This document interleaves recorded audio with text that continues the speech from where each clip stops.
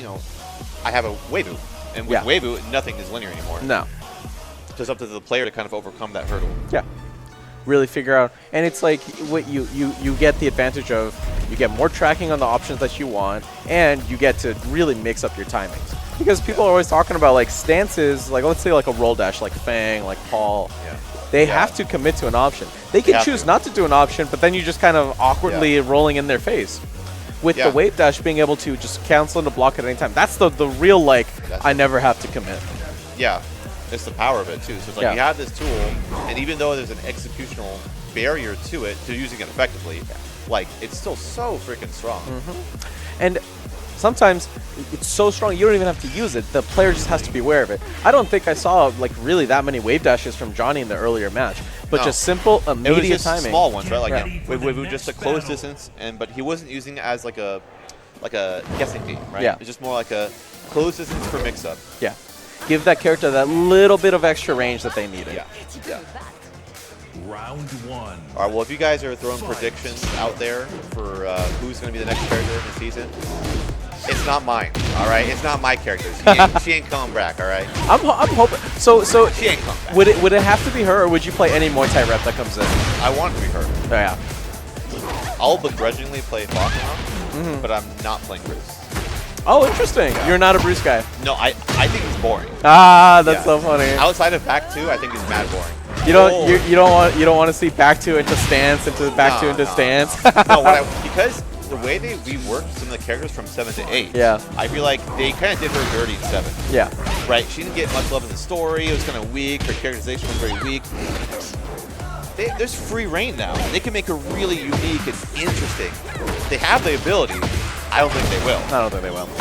No, you know who's a character that really got a nice blow up? Shaheen.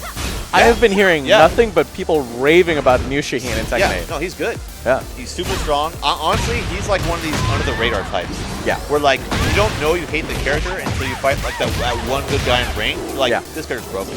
Yeah. But no one's complaining as a collective because it's not on the front page news. It's not dragging out, right? You know, whatever.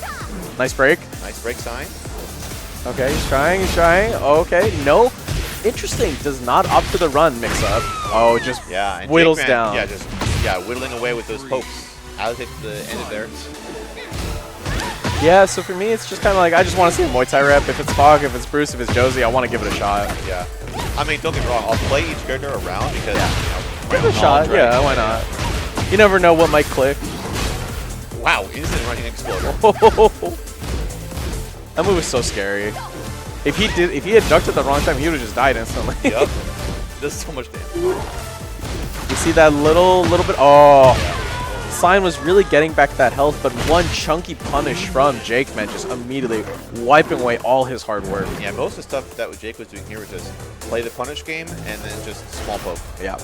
Against LILI of all characters. Yeah. Sometimes it feels so difficult to really pin down this character with small interactions. Yeah, because in 7, LILI was known for being super linear, right? Yeah. Like, oh, I can step her by looking the other way kind of thing. Yeah. But, you know, some of the things that they've added with her now, that feels a bit more difficult, so... Yes. And some of her new options make it such that you can't just walk all day because that low will clip you.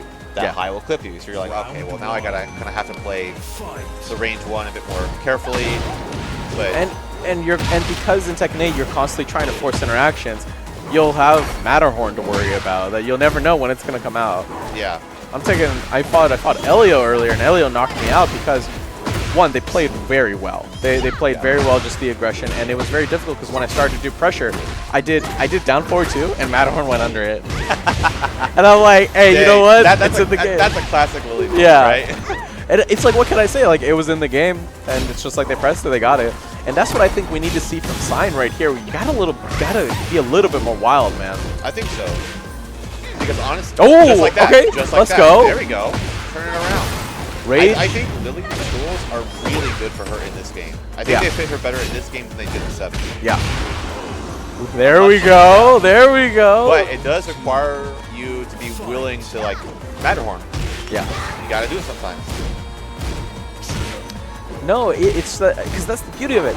You have a character that forces you to play in a lot of little, small interactions and forces the opponent to play like very solid. because they can, if they go for a big commitment move and she just moves at the right time, all your hard work's just gone. Yeah. And then once you're like, okay, I'm not going to overcommit, I'm not going to do my big buns, I'm going to do these little buns. Well, those little buns just die to Matterhorn. Yeah. Yeah, no, simple stuff like, I'm just going to jab kick you, I'm dead. I'm dead. I mean, didn't that happen? What was that tournament was that? Was it Tiger Uppercut? I think it was was. because Yeah. that was the last biggest one. Because it was the playing? Arslan Ashland. Arslan one, yeah. Arslan versus a Lily player. I'm not No familiar with the name. HP. Brought it all the way back. Oh. That was great. Unfortunately, Sine's no HP is going to 0. Oh, yeah, he did. He did. And then some.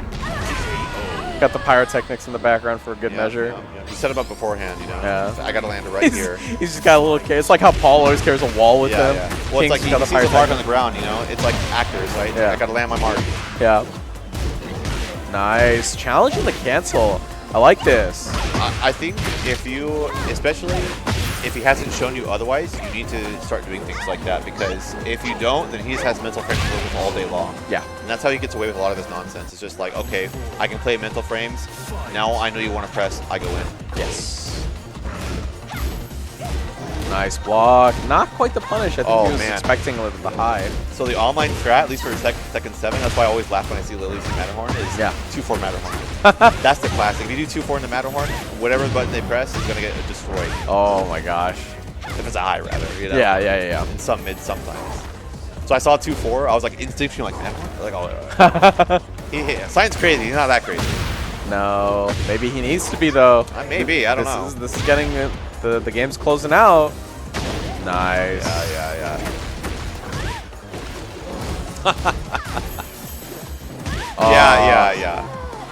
In that It's so situation, tough. it's like, you got to put yourself in JAKEMAN's shoes.